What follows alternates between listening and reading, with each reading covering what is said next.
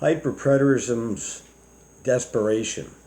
Representative judgment versus universal judgment. We just did a video on the judgment, and I got thinking, well, geez, I didn't really give the answer that's commonly given by full preterists. Don K. Preston has stated this to me in the past. I've heard him say this, I forget where, but even in his books you don't hear much about the judgment, the nature of the judgment, just the timing.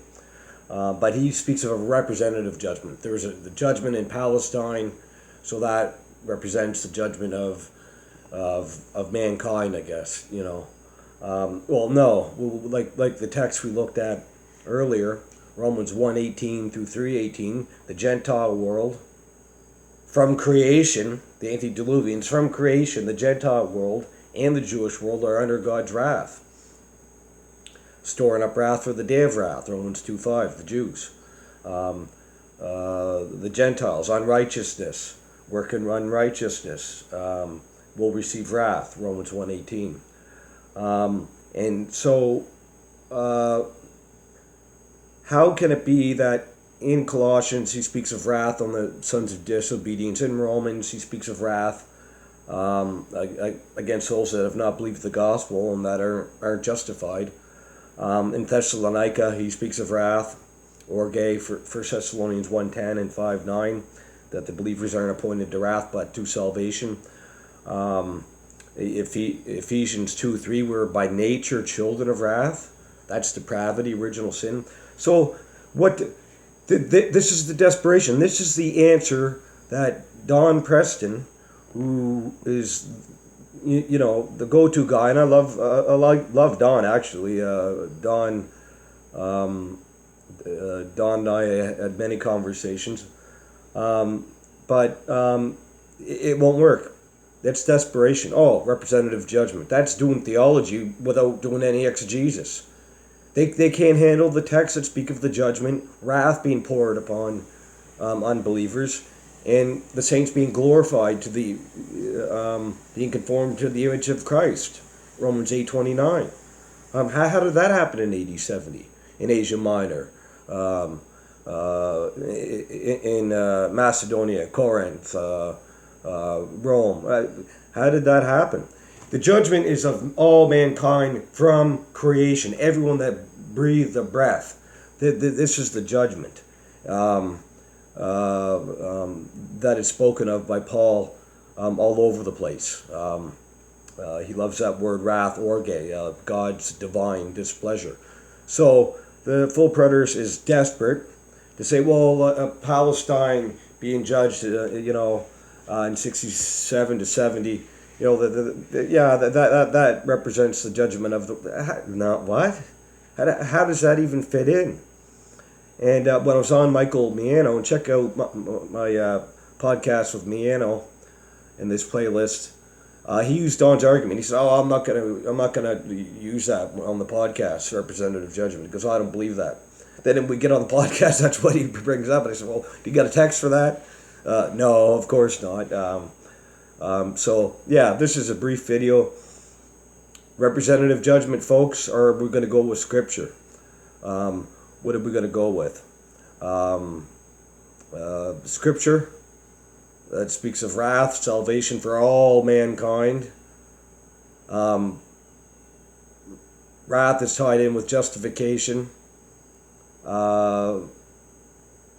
If you're not justified, you experience God's wrath, Romans 5:9. You are saved from the wrath that's coming, or that is to come, Romans 5:9. You have been saved by the blood of Christ from the wrath that's coming. The Romans, how does that work? When Palestine, Samaria and Judea were raised, it just does not work. So the representative judgment, that's all full preterists can give us on these judgment texts. Or they go to Hebrews chapter 9:27, which doesn't work. Hebrews 9:27, it's appointed once for man to die, and then the judgment. The very next verse speaks of Christ coming unto salvation.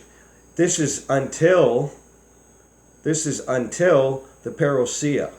It's not a ongoing thing all the time. Man is being judged individually when he dies. No, there's no text that says that.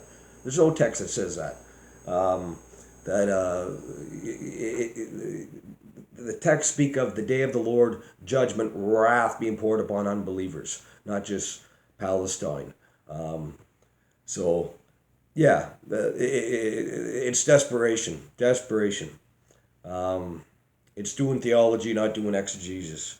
They can't handle these texts. I brought these texts up many times as full predators. They can't handle these texts. I couldn't handle them as a full predator. So they're brought up to me. I'm just like, I don't know. But, yeah, the representative judgment fails because Scripture speaks of, Paul especially, a universal judgment of all mankind from creation. Romans 1:18 to 3:18. Check out my video, The Gospel versus Full Preterism. I get into this very, very deeply, or more deeply and exegetically, and I think you'll see the big picture and the problem, how full preterism is anti-gospel.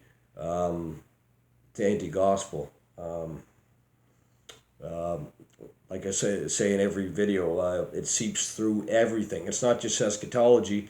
It affects soteriology, ecclesiology, protology, Christology, all different branches of theology. It affects. So yeah, that's desperation.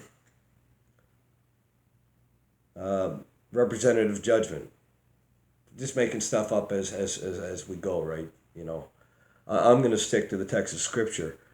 Christ focused on the impending judgment in the synoptics. No, there's no doubt about that. But Paul broadens it, as in Romans. It's his systematic presentation of the gospel, Romans 1 through 8. So Paul develops the worldwide judgment, worldwide being conformed to the image of Christ, believers, those that are justified and united to Christ by faith alone. But this is a very serious issue because we're dealing with Scripture, we're dealing with heresy. So it's a very, very serious issue. I just wanted to bring that up as I should have in the other video. But yeah, that's basically it. The representative judgment out of thin air. This is doing theology. Or we can stick to the text of Scripture that speak of us, all mankind standing before Christ. All mankind. And the solution to the depravity of man under God's wrath, what is it? It's to be justified. But justification, dikaio, means to declare righteous. It's a legal verdict. It's bringing the last judgment into the here and now. And yet, it's bringing a future last judgment into the here and now. If the judgment's in the past, then there's no justification. We see in Romans chapter 3 and Romans chapter 8. It's impossible. They're inextricably tied together, justification and the judgment. And Don Preston has admitted this. I have like 23 pages of us going back and forth. I quoted N.T. Wright on his commentary on Romans 8, Mounts and other commentaries on Romans 3, and he agreed, yes, of course, they're tied together. But that's pretty much as far as we got there. But yeah, I encourage you, please watch The Gospel versus Full Preterism, as I believe that out of this playlist would be the best video to get a good grasp on the major implications, soteriological salvation implications of full preterism. So I would encourage you to do that. Okay, thanks for watching. Godspeed.